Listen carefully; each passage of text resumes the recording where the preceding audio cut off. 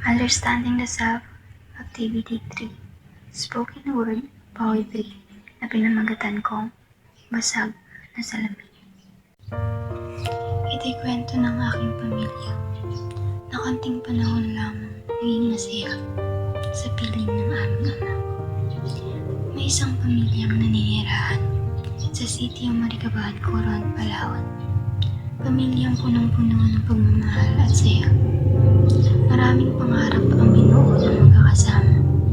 Ngunit bakit tila parang nag-iba ang takbo ng tadhana sa aming pamilya? Yung dating masaya, napalitan ng takot at pangamba. Sa isang tahanan na dapat sana'y kanluman, may mga sigaw, galit at pusong sawi.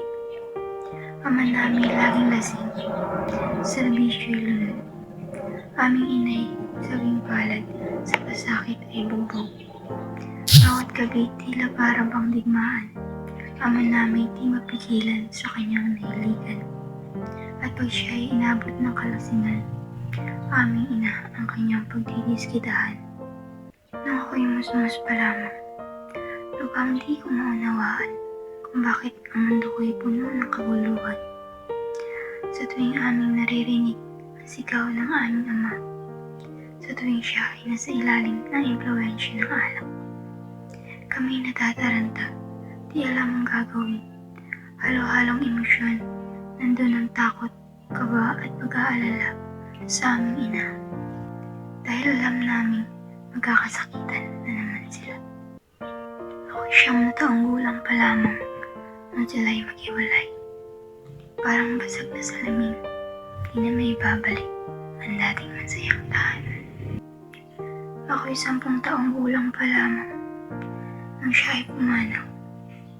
Aksidente sa motorsiklo ang sanhi ng kanyang pagkawala. Ang kanyang nahiligan ang siya ring nagdala sa kanya sa kapahamakan. Dahil patuloy pa rin siya sa pagmamaneho kahit linig sa kanyang kaalaman na siya ay nasa ilalim na impluwensya ng alak. Sa kanyang pagkawala, sa amin ay bumulaga. Puso ko ay nadurog sa kanyang pagkawala. Ngayon ako'y naglalakbay sa sarili kong landas. Bit-bit ang mga sugat ng nakaraan.